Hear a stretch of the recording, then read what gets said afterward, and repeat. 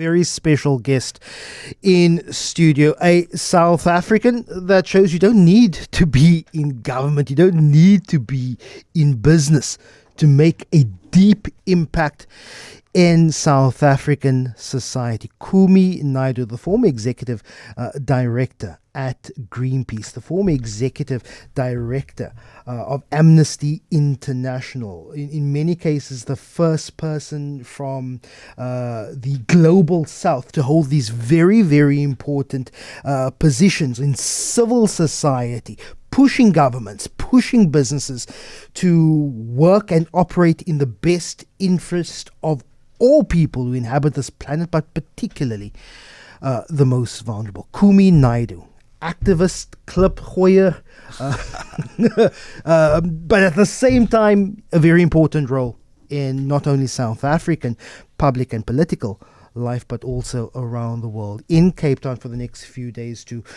launch his new book and speak about how events in his life leads him down this path. First, anti-apartheid activist, but then also an activist for the environment, for people. Kumi Naidoo, Letters to My Mother. Kumi, thanks so much for joining us. Really appreciate it. I hope Cape Town has been treating you well over the next few days that you're going to be spending here with your book tour. Thank you, Lester, and greetings to you and your listeners. I'm really happy to be here in Cape Town. As an activist, you can only but be positive and optimistic. Unfortunately, I'm more of a nihilist in my own outlook. So I first want to talk about the pressing issue of the climate crisis. You spent a number of years as the executive director at Greenpeace. And if the United Nations climate change body, environmental body, says that while we are bending the curve of global greenhouse gas emissions downward, but if we look at our current trajectory, we're not going to meet that we're not going to be able to limit that 1.5 degrees Celsius temperature rise by the end of this century, which means, as Antonio Guterres said earlier or last week, we're on the road to a real catastrophic human event. I'm a nihilist. I say, well, we're on our way there. Might as well enjoy the rest of the time. But you're an activist, bred, born. It's what you've been doing. I'm sure you can only but still remain positive, can you? I think I must confess it's exceptionally difficult because at the moment, even for somebody who generally has a very optimistic outlook, as I do, but I still would say that pessimism in this moment of global history is a luxury we cannot afford, because for those of us who believe that humanity should continue to exist, right? We have to, because I just want to assure your listeners that the planet does not need saving, right? If we continue the way we are with our addiction to oil, coal and gas and not moving big time in the direction of clean, renewable energy, if we continue to accept that the levels of inequality that exist in our society and other societies are acceptable, then the end result would be we warm up the planet to the point where our soil is destroyed, our water resources are destroyed, it gets so hot we cannot even plant food. End result is we will be gone, the planet will still be here. So everybody who's worried about saving the planet, let me say to you, once we become extinct as a species, the forests will recover, the oceans will replenish and so on. So don't worry about saving the planet. Understand that the struggle to avert catastrophic climate change is about protecting our children and their children's future. And it is not fair. My generation has colossally screwed up, right, to bring us to this point. But it's not fair on our children and their children that we don't give it our best fight to make the big changes that we made to our economy, to our energy system and so on. But the reason we are moving so slowly is the powerful economic interests that control our governments and who are making huge amounts of money from the current system are resisting very, very forcefully. You're in Cape Town launching your book, Letters to My Mother. And what was quite interesting, as Jonathan Johnson in one of his reviews states, your life up until this point is bookended by two events. One is the event of your mother's suicide when you were 15 years old that sets you on this path of activism. And a recent tragedy, a man you proudly call your son, and that is also the death of Ricardo Mercado, who you also raised. And I know in the book you say, oh, my adopted son or my taken on son. He simply is your son. So these two events of great grief and tragedy that for the time being are the bookends of your life at the moment. That is, again, a lot of tragedy, a lot of sadness, but at the same time you say you remain largely an optimist in this world. So I'd be lying to you if I said that as we come up to the ninth month of Ricardo's passing, that we are not still extremely sore and in a lot of pain. But the reality is that we have to turn, and I know Ricky would have wanted us to do this, we have to turn the tragedy into positive things, because we have to live for Ricardo's sister and 3 brothers. We have to live for his wife and his 2 children, and we have to live with what he believes. So the way we're dealing with our grief is partly is trying to turn it into something positive. So Louisa, Bianca, Ricky's wife, and myself, together with the rest of the family, are starting a process now of setting up what we're calling the Ricky Rick Foundation for the promotion of artivism, to support young creatives, but also to try to connect with the mental health field, to try to see how we can support, because we think our country is facing a mental health crisis of epic proportions, and we ignore it at our peril. Your book is about your mother and dedicated to your mother, who also grappled with mental health. There is a literary symmetry in that you've written a book about your mother as you are wrapping it up. Ricky is also grappled with mental life and also succumbed to mental health issues. There is a literary quality to that. And how did you feel? I've written this book about how my mother inspired me into activism.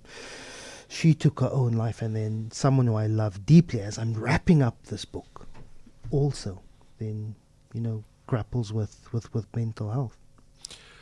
Yeah, as I say, it's been really painful, but because I've had a lot of loss in my life, including losing lots of very dear comrades in the struggle, and losing my sister in 2018 suddenly from brain cancer, I have come to realize that you have to honor the people that leave us by sort of living their lives for them, And in the last conversation I had with Ricardo about a week to 10 days before he died, it was clear to me that the way society deals with mental health is as if it is an individual's problem, I mean, it would be hard not to suffer from trauma just from the history of apartheid, right?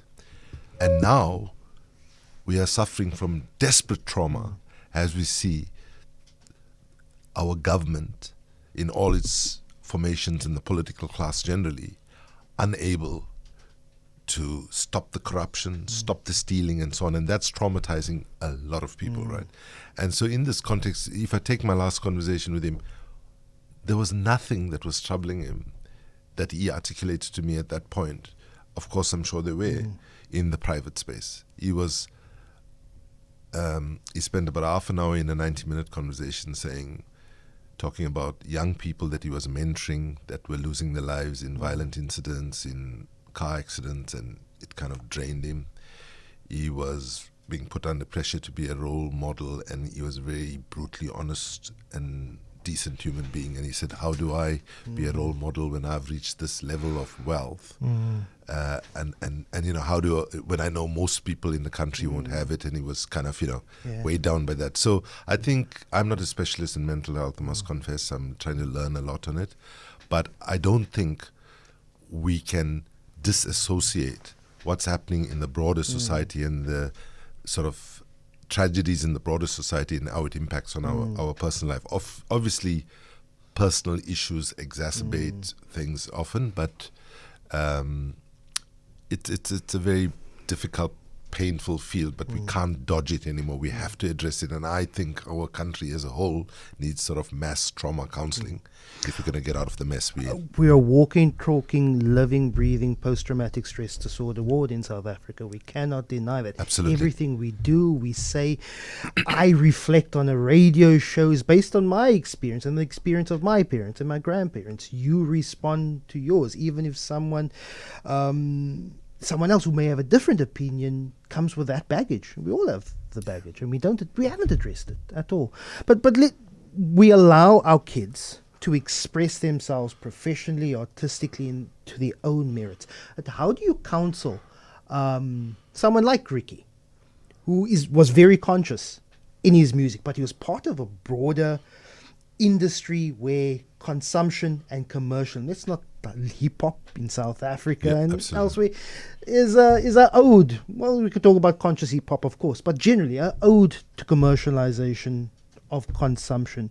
How do you counsel him? Of course, allowing him to reflect. And you write in your book of how you've had this conversation of, hip hop is about consumption, but also very conscious about how do you, Kumi Naidoo, executive director of Greenpeace, counsel a child around that? So, at one level, all parents, I think, should create enabling environments for the children to flourish and let them flourish.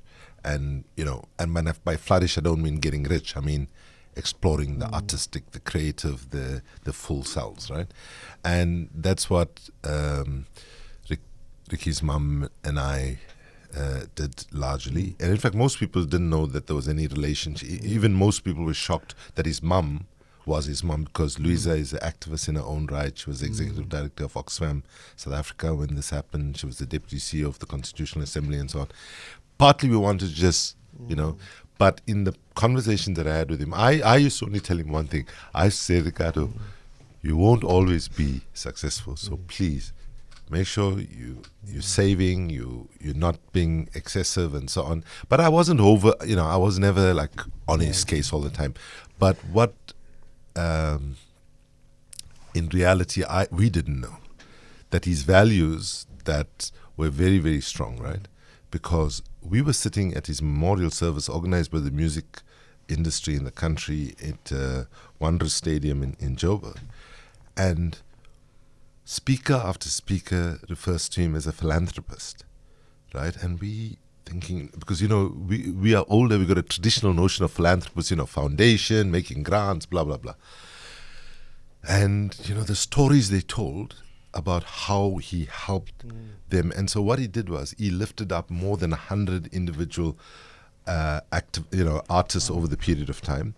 But he was struggling, because one of the things he told me in the last conversation, and I know it's going to sound strange, this sentence, he said, I sold a Porsche that I had, and people attacked me on social media for having done that. And he was very sensitive, more sensitive than, and I think sadly he might have got that a little bit from me, because I'm also like that. Because I want to listen to criticism and take it seriously. I think that makes good leaders, who don't deny anybody criticize you. But that's quite emotionally draining. It's very emotionally draining trying to give, But I think that was one of the contradictions he struggled with. And I can't say, suicide is always multiple reasons. But I think it was a factor in his depression. Can we arrest a climate crisis, a destruction of our natural environment? And you said the earth will be fine, it's humans that are at risk. Can we arrest that without addressing a current economic system? Absolutely where commercialism and absolutely excess not. is very much part of it? No, absolutely not. I mean, the climate crisis is an economic crisis, right? It's a failure of the economic system where profit has been put above people and environment and so on. And absolutely, people must be clear that we have left it for so long. To address the climate crisis, we need to reduce inequality at a massive level, and we need to change this economic system that works for 1% of society.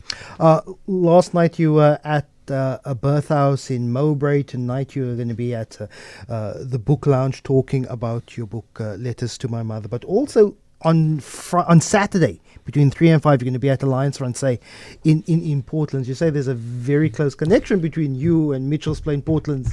So when I was 17 years old, I was selected for long jump and triple jump for the for the Natal Athletics. I'm not laughing because I think it's strange. I'm like, oh, well done, activist and athlete. That's great. Actually, I broke the Natal triple jump record that year, but it was not very big. But and then in those days we were placed with families, and I was placed with this wonderful family, the Paulses in Portland's Mitchell's Plain. Mrs. Doreen Paulse and Doreen shared a birthday with me. I was so sore about my mother's passing because she had died 2 years earlier, and Aunt Doreen would sit with me at nights after everybody's gone to bed, and we stayed connected throughout, and I'm still connected to them. And the youngest daughter, Cheryl, will do the welcome to the book launch. And the funny thing is, the venue is in Portland, and it's next to a church where when I came back to a year after I was there as an athlete in 82, when I came for the UDF launch, which was in Mitchell's Plain, I came in a bus, and the bus dropped us off. We were going to stay that night at the church next to the venue where the book launch takes place on Saturday. Well, Kumi Naidoo, tonight at the book lounge, they usually start around 6 p.m. With their launches. Then on Saturday, Alliance Francais, Portland's 3 to 5 is activist, troublemaker, former executive director of Amnesty International, Greenpeace, now author. His book, Letters to My Mother, launch. Go out and get it. Really appreciate it. Kumi, thanks so much for joining us. Thank you so much, Lester, for having me.